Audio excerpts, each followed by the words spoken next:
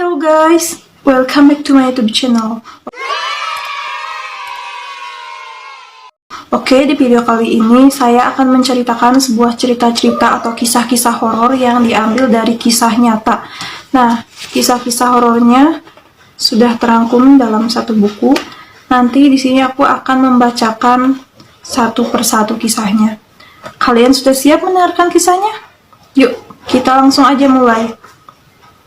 Nah, yang pertama itu berjudul Teror Pria Berpayung Biru. Kenapa aku masih menyimpan payung biru ini? Bukankah hanya akan menggerus perasaanku terus-menerus? Bukankah payung biru itu akan selalu mengalirkan air mata dan menimbulkan ketakutan? Lalu, kenapa harus ada ketakutan? Bukankah Jeremy adalah orang yang sangat aku cintai walaupun kini dia selalu datang dalam wujud yang berbeda? Berwujud arwah yang mengerikan. Aku tidak pernah tahu kenapa tiba-tiba jantungku berdebar-debar ketika bersama Jeremy. Anak itu satu kelas denganku. Aku kenal dirinya sejak MUS di SMA. Tidak ada yang spesial darinya, seperti teman-teman yang lain. Di kelas dia belajar dan berkelakar sewajarnya.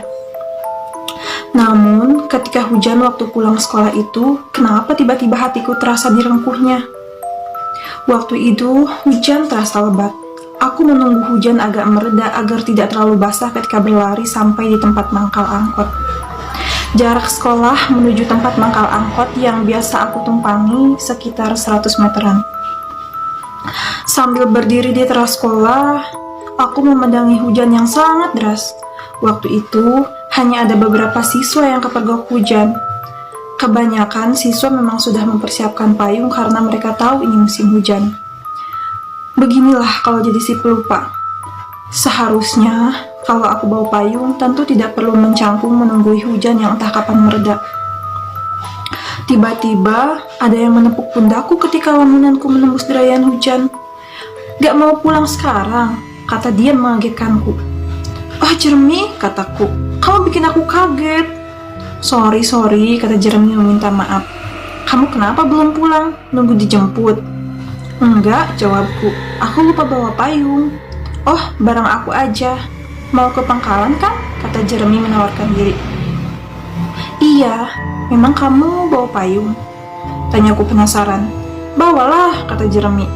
"Anak cowok bawa payung?" tanyaku seakan tidak percaya. "Memang kenapa? Nggak boleh ya?" Jeremy malah balik bertanya.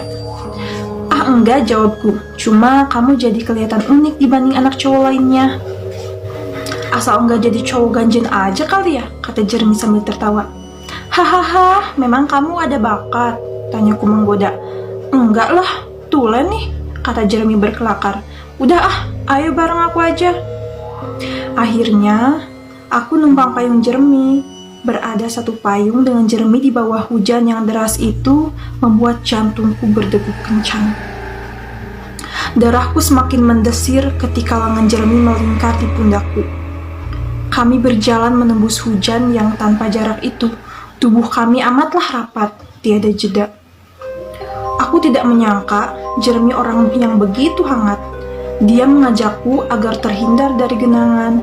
Dia menjagaku agar tetap hangat walaupun dingin semakin membeku. Cewek mana sih yang tidak meleleh hatinya mendapatkan perlakuan seperti itu? Sesampainya di tempat mangkal angkot, aku berpisah dengan Jeremy. Arah rumah kami berbeda. Tentu saja angkot yang kami tumpangi juga berbeda. "Makasih ya, Jeremy," kataku dengan suara berdebar. "Sama-sama," kata Jeremy ketika mengantarku sampai masuk angkot. "Payung ini bawa aja. Siapa tahu nanti turun angkot masih hujan." "Memangnya kamu nggak butuh?" tanyaku. "Kalau aku sih gampang. Pakai aja," kata Jeremy terlihat begitu tulus. Akhirnya, aku pulang dengan membawa payung biru Jeremy. Sampai di rumah, segera pergi ke kamar berganti baju. Setelah itu, aku makan siang dan dilanjut istirahat sebentar. Pada malam harinya, aku tidak dapat konsentrasi dalam belajar. Bayang-bayang Jeremy memenuhi sudut kamarku. "Oh Tuhan, kenapa malam ini yang terbayang hanya wajahnya?" kataku dalam hati. Membuka buku pelajaran pun yang terlihat hanya wajah Jeremy. Lembar demi lembar kubuka, Tiap halaman yang ada hanya senyum Jeremy. Aku tutup buku pelajaran itu. Di sampul buku itu pun muncul wajah Jeremy yang lucu itu. Dan payung biru itu, oh, mengapa payung biru yang teronggok di sudut kamar itu terasa begitu istimewa? Halo, apakah ada yang bisa memberi jawaban mengapa aku bisa seperti ini? Pagi harinya aku berangkat ke sekolah membawa 2 payung. Satunya payungku sendiri, payung lain itu payungnya Jeremy. Setibanya di sekolah, aku menghampiri Jeremy yang sudah duduk di teras kelas. Jer, payungmu nih, kataku sambil menyerahkan payungnya. Makasih ya. Memangnya kamu udah bawa payung sendiri? Tanya Jeremy. Udah kok ini, kataku sambil menunjukkan payungku. Aku juga udah bawa nih, kata Jeremy membuka tasnya dan menunjukkan payungnya. Kalau mau ambil aja. Buat aku? Tanyaku senang. Iya, buat ngelindungi kamu, kata Jeremy dengan senyumannya yang khas. Oh Tuhan, terima kasih Tuhan. Dari awal aku memang sudah sangat menginginkan payung biru itu. Maunya memang tidak aku kembalikan kepada Jeremy. Aku ingin memiliki payung biru yang penuh kenangan itu. Setelah peristiwa itu, aku dan Jeremy semakin dekat. Kami belajar bersama. Kami jalan bersama. Di mana ada Jeremy, di situ ada aku. Bahkan teman-teman sudah menganggap kami berpacaran. Namun, kisah cinta kami tidak berlangsung lama. Jeremy meninggal mendadak karena sakit jantung. Aku menangis 3 hari 3 malam.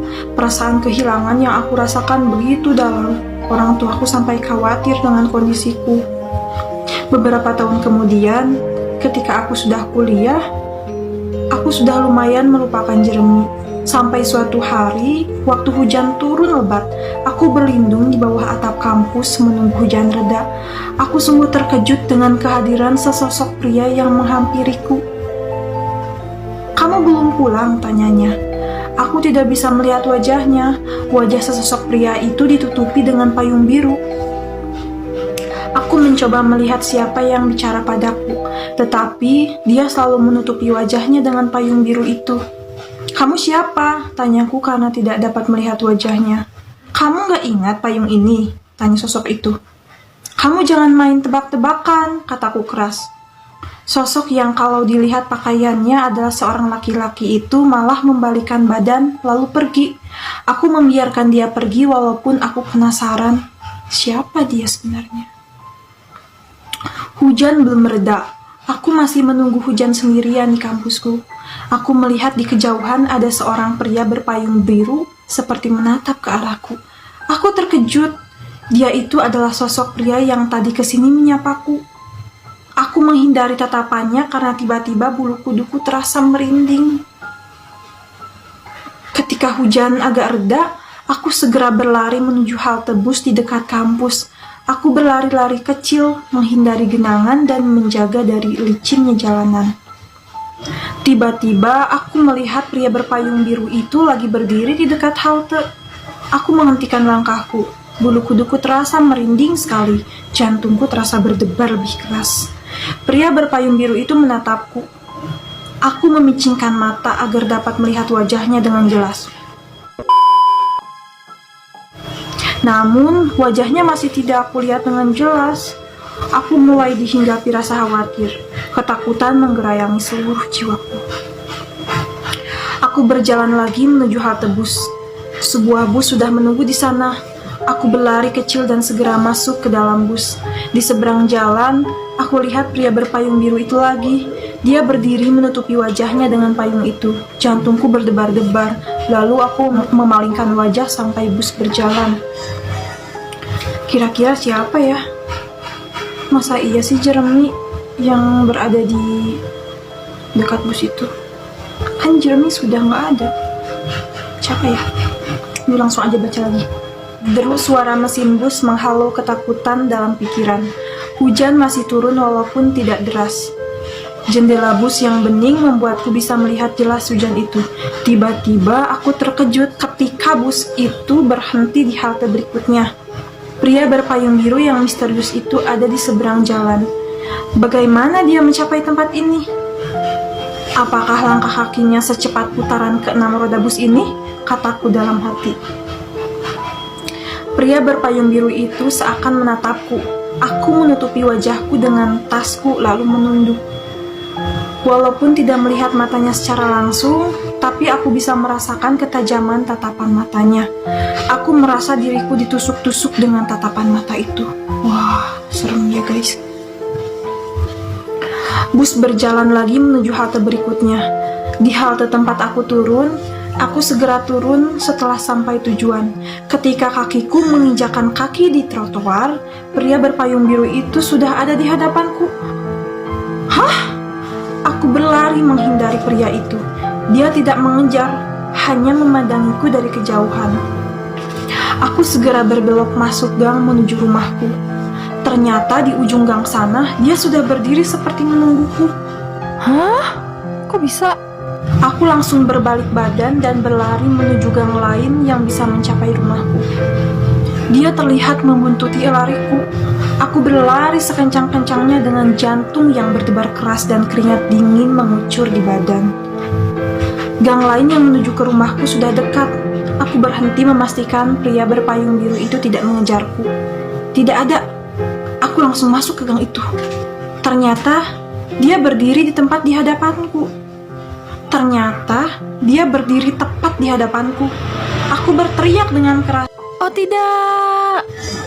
Wajah orang berpayung biru itu kelihatan jelas sekali sekarang. Banyak sekali luka membusuk di wajahnya, seperti wajah mayat yang sudah berhari-hari dikubur. Darah dan nanah mengalir di wajahnya.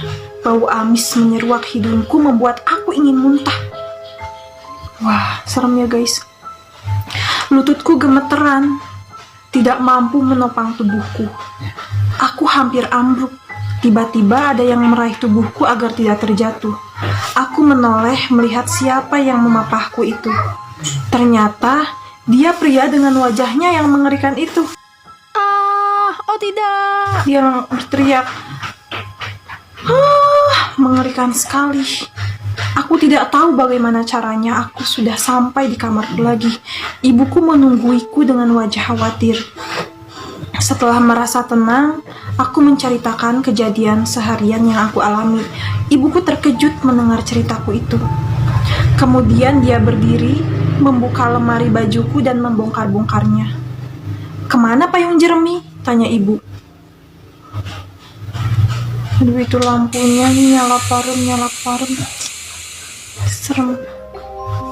"Kemana payung jerami?" tanya ibu. Pertanyaan ibu mengejutkanku. "Payung jerami?" tanyaku balik pada ibu. "Iya, payung biru yang dulu kamu simpan itu," kata ibu lagi. Aku tersadar, payung biru. "Di rak bagian atas," kataku sambil bangkit dari tempat tidur. Ibu membongkar-bongkar tumpukan baju di rak bagian atas. Aku membantunya. "Tidak ada," kata ibu. "Aku simpan di sini kok," kataku membela diri. Ibu membongkar seluruh isi lemari. Aku membantunya, tetapi tidak kami temukan payung biru itu. Wah, kok bisa hilang ya guys payung biru itu? Apakah diambil oleh hantu? Oleh hantu jerami? Kok bisa sih? "Mungkinkah kamu simpan di tempat lain?" tanya ibu. "Enggak bu, setauku tidak pernah aku simpan di tempat lain. Tidak pernah aku pindahkan sejak dulu," kataku menjawab ibu. "Payung itu harus ditemukan. Kembalikan kepada keluarga jermi," kata ibu dengan ketegasan yang tidak pernah aku lihat sebelumnya. Ibu meninggalkan kamarku. Aku berdiri melihat baju-bajuku berantakan di lantai. Sejumlah kenangan turut berserakan di sana. Baju SMA, putih abu-abu, memaksaku untuk menyentuhnya. "Kau ambil dia." Dan semua kenangan dengan jerami menyergapku tiba-tiba. Tok, tok, tok. Suara kaca jendela kamarku diketuk orang. Aku menengok melihat jelas. "Jeremy!" Aku berteriak keras. Ibu kembali masuk ke kamarku dengan terburu-buru, lalu segera memelukku. Aku melihat lagi ke jendela. Jeremy sudah menghilang. Dan itulah saat terakhir Jeremy menemuiku. Setelah itu, arwahnya sudah tidak pernah terlihat lagi.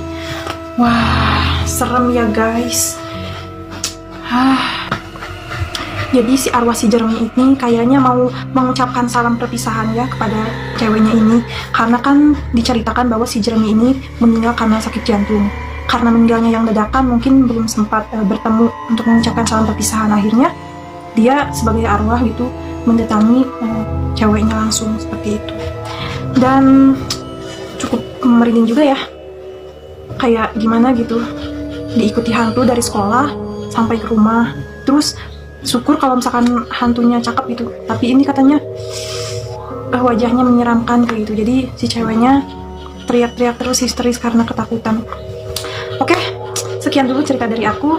Jangan lupa like, comment, share, and subscribe, dan bunyikan loncengnya juga ya agar nggak ketinggalan info terupdate lainnya. Aku akan terus menceritakan kisah-kisah nyata lainnya yang horor-horor. Oke, see you in the next video. Bye bye.